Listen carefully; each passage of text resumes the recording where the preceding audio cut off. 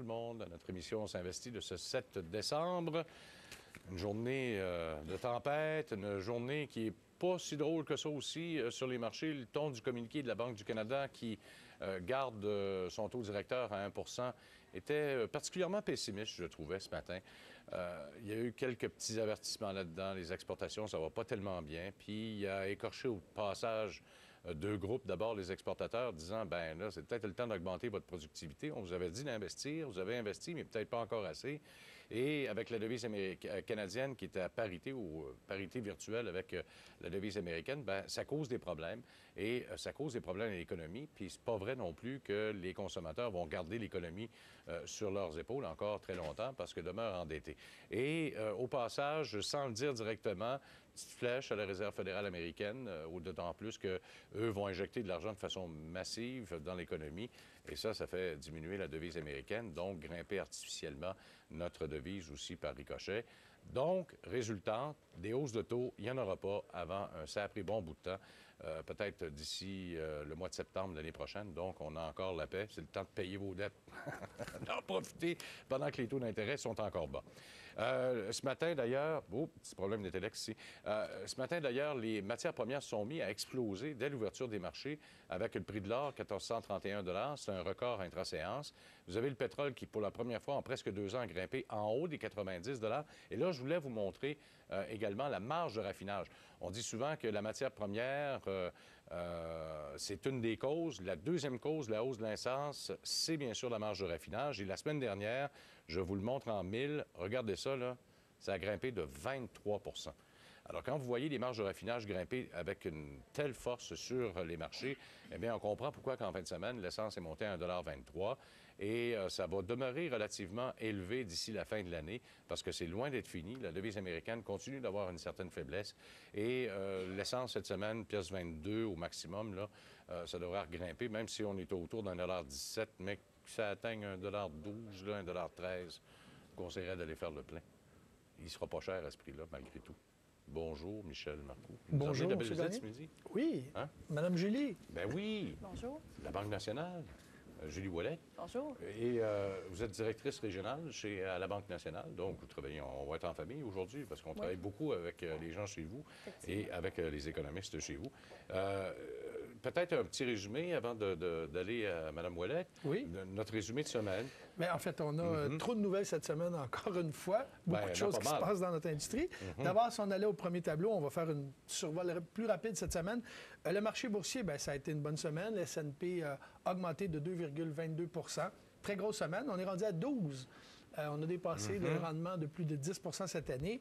Oui. Dow Jones en hausse de 2,71. S&P 3,02, ce qui fait aussi 11,91. Très bonne. Par contre, il y a souvent des gens qui regardent leur portefeuille et disent, écoutez, on ne fait pas tant d'argent que ça dans nos placements américains ou ailleurs. Mais évidemment, il y a une question de devise. Hein, vous savez, vous faites des sous aux États-Unis, notre dollar canadien prend de la valeur, des fois, ça annule les rendements. Mais ça ne veut pas dire que la bourse ne va pas bien là-bas. Nasdaq, hausse de 2,24. Shanghai, notre bourse de Chine, et baisse encore cette semaine. Décidément, ça va bien mal, leur affaire. Mais en fait, je ne pense pas que ça va mal. C'est que les gens anticipent que ça va aller moins bien que ça a déjà été. Ouais. Alors, c'est juste ça, la bourse. Hein? Faut pas se... Alors, la bourse, je pense que la bourse... La Chine va encore... C'est quand même un pays qui a une croissance très, très importante. Pas loin de 10 % mais par contre, là-bas, c'est assez rapide. En bas de 10 % ça va mal. Oui, c'est ça. Alors, le rendement de la semaine par nos catégories de fonds. Nos actions canadiennes ont bien été avec 2,1 %. Fonds d'obligations canadiennes à la baisse, moins 0,4 %. Et là, on a vu ce matin qu'on a décidé qu'on garde le taux directeur, la même chose. Et M. Gagnon dit que ça n'augmentera pas avant septembre. Alors, on vous donnera soit le pot ou les fleurs d'ici septembre. Sinon, je ferai comme Stéphane Marion, je dirais que je m'en irai ministre. Fonds d'action américaine, 1,04. Fonds d'action international, 1,08. Ça a bien été aussi. Fonds équilibré, 0,8 %. Fonds petite capitalisation canadienne, 2,8. Vraiment une grande semaine et tout ça. Petite capitalisation, ça va bien. Ça continue à bien aller. Fonds d'action canadien revenu, qui est nos fameux fonds de dividendes à 0,7. Ouais. D'ailleurs, on va parler avec Julie Ouellette aujourd'hui des fonds de dividendes de la Banque nationale. Oui. 3 fonds très intéressants. Et c'est les 2 derniers qui m'intéressent, moi. Bon, bien, on va en parler aussi. Fonds de ressources, 6 Qu'est-ce que j'ai dit la semaine passée? Ben oui, écoutez, on va vous appeler Jojo Savard bientôt. Ah. Et les fonds de métaux précieux, 4,2 Mais il y avait un certain scepticisme dans vos yeux quand j'ai dit moi, ça je aussi. suis toujours sceptique quand les gens font des prévisions. J'ai beau moins... avoir étudié en économie, j'ai de la misère avec les boules de cristal. Sur une semaine, les chances sont... les odds sont moins grandes que de se tromper, par exemple. Ça, c'est comme quand la bourse allait très bien, quand Nortel n'arrêtait pas d'augmenter. Il y a beaucoup de gens qui nous parlaient, qui disaient « J'ouvre l'ordinateur le matin, puis je sais, après 15 minutes, où la bourse s'en va aujourd'hui, mais elle montait à tous les jours, alors c'était plus facile un peu. » Ouais. Les fonds qui ont bien été plus performants les 7 derniers jours. Altamira, métaux précieux encore, 8,56. Century Select, 8,13.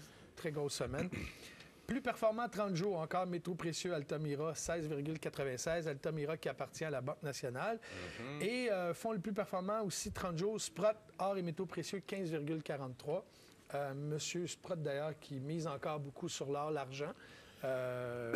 Et ça continue à bien aller. Sauf que, je vous dirais, pour les investisseurs, il y en a qui achètent actuellement, qui n'en ont jamais acheté. Il faut quand même être prudent parce que plus les prix augmentent, bien évidemment, plus vous êtes à risque. Alors, il faut faire attention à un moment donné. Les métaux, c'est quelque chose qui est très volatile. On a connu une très bonne année, mais ça ne veut pas dire que ça va continuer. Alors, avec modération, ou ceux qui en ont beaucoup, bien, peut-être rééquilibrer leur portefeuille, profiter de la fin de l'année pour aller chercher peut-être un pourcentage de votre portefeuille un petit peu plus normal. Moins performant, Franklin Société immobilière mondiale, moins 8,41 depuis 7 jours. C'est une grosse perte. Beaucoup de gens investissent dans l'immobilier parce qu'ils pensent que c'est pas très volatile. Une perte de 8 dans une semaine, c'est beaucoup. Et on a moins performant 30 jours. Franklin, encore là, moins 10,51. Et Action européenne, mon fonds que j'ai dans mon portefeuille, moins 10,42. Tu as besoin d'être patient pendant un bout, par exemple, pour les actions européennes. Vous allez voir, M. Gagnon, que je suis très patient. Oui. Et moi, quand c'est pas cher, j'en achète. Oui. Alors, j'en achète. Ce que je voulais parler aussi aujourd'hui, d'abord, le haut du marché. Il y en a qui regardent actuellement leur portefeuille, ils regardent ce que la bourse a déjà fait. Il ne faut pas oublier que par rapport au record qui était le 20 mai 2008, on est encore à 12,2 en date d'hier, 16 heures.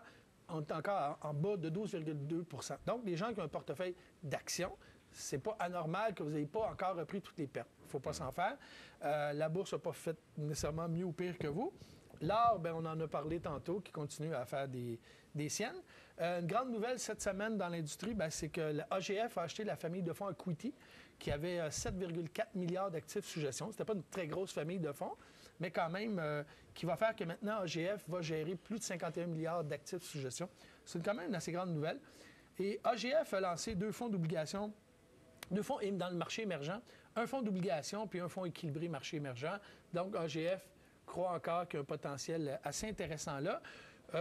Comme je souvent dit, j'aime pas beaucoup les fonds spécialisés, mais parce que souvent, dans un fonds mondial ou international, vous allez avoir une partie de votre portefeuille qui est dans le marché émergent. Donc, c'est pas nécessaire de surpondérer, mais d'en avoir, vous en avez peut-être sans le savoir.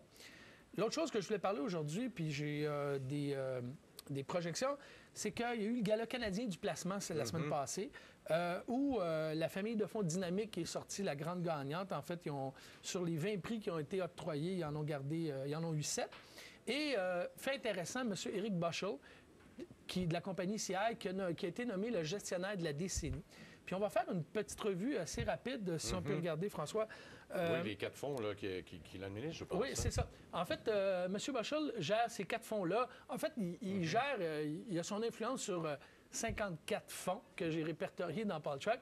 Mais les 4 fonds principaux qu'on a déjà parlé à l'émission et qui sont dans les plus populaires, je vous dirais, c'est le CI Signature canadien équilibré, CI Signature dividende, Signature revenu élevé, CI Signature Select canadien. Dans les autres fonds qui se sont démarqués cette année, d'abord, il y a le gestionnaire de la Jim Hall de Mayweather Investment Management qui a été nommé le gestionnaire de l'année. M. Bushell, qu'on vient de parler. Dans les meilleurs fonds équilibrés canadiens, le fonds de revenu mensuel TD. Là, évidemment, je vous dis qui a été les gagnants. Ça ne veut pas dire de se pitcher après-midi et d'acheter ces fonds-là. Pourquoi? Parce que c'est les fonds qui ont bien été l'année passée. Ça ne veut pas dire que ça va être les fonds qui vont bien réussir l'année prochaine. Il ne faut pas acheter le passé, il faut penser au futur. Oui. Par contre, je vous dirais qu'il y a beaucoup de ces fonds-là qui sont des fonds qui sont les meilleurs de l'année, mais que ce n'est pas la première fois qu'ils sont parmi les meilleurs. Alors, avant d'acheter ces fonds-là, informez-vous avant si c'est nouveau de cette année. Fonds équilibré, alors, fonds de revenus mensuel TD, un excellent fonds qui, je recommande que vous pouvez en acheter cet après-midi, il n'y a pas de problème. Meilleur fonds d'action canadienne, Fonds valeur canadien dynamique, un excellent fonds aussi. Meilleur fonds d'action PME, c'est le fonds de petite entreprise dynamique, qui est un excellent fonds de petite capitalisation. Fonds d'action canadien revenu, c'est le fonds de dividende dynamique géré par notre monsieur Éric Bochard. Meilleur fonds revenu fixe canadien, c'est le fonds d'obligation TD. On sait que la compagnie TD est une des compagnies qui a une expertise intéressante dans les fonds d'obligation. Alors, je vous dirais que vous pouvez en acheter sans réserve. Fonds d'obligation américaine, c'est valeur américaine dynamique. Très bon fonds. PME américaine, petite capitalisation, c'est la compagnie McKinsey qui est arrivée première avec son fonds universel américain de croissance. Meilleur fonds émergent, c'est AGF qui, avec son fonds émergent, qui a gagné le prix. Européen, évidemment, c'est pas AGF, hein, c'est McKinsey, IV Europe. Mais l'année prochaine, ça va peut-être être AGF. Alors, je vais continuer à en acheter. Meilleur fonds d'action asiatique, c'est le valeur extrême Orient Dynamique.